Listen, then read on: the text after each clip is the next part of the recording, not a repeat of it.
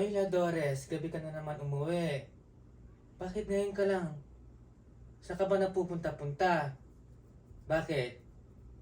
Feeling mo ba single ka? O madaming chicks doon kasi kaya gustong-gusto mo? Madaming mga babae mapuputi, magaganda. Kaya gusto mo nag-i-stay doon ng mas matagal. Hindi lang puro inuman, no? Dahil may babae. Bakit di ka makapagsalita, Ladores? Kasi totoo.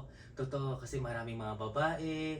Nag-i-enjoy ka kasi dyan, madaming chicks sa tabi. Andyan, dun yung mga babae magaganda, mapuputi. Ganon. Kaya pala.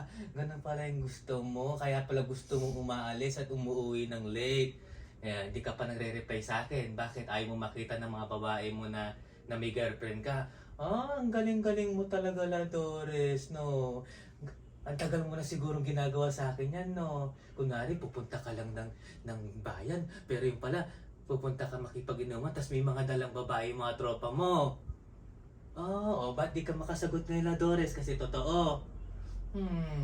Nako, wag mo ko pinagloloko-loko. Ay, nako, hindi mo pwedeng gawin sa akin yan kasi alam ko lahat ng ginagawa mo. Bakit? Ba't di ka makasagot?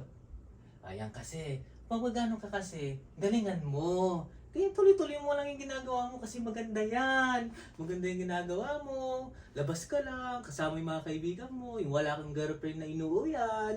Tapos sama ka lang sa mga kaibigan mo maraming chicks. Para masaya ang buhay natin. Masaya ang buhay natin. Masaya ang relasyon natin.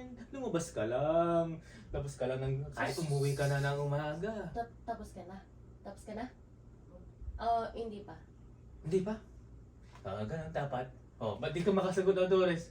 Kasi nga, totoo yung sinasabi ko. Kasi lagi kang lumalabas, lagi kang umuwi ng late, dahil gustong-gusto mo na may mga kababaeng nakatabi ka. Bakit? Ayaw mo na ba sa akin? Bakit? Pangit ba ako? Hindi ba ako sexy? Naman na gano'n. Tapos ka na? Tapos ka na?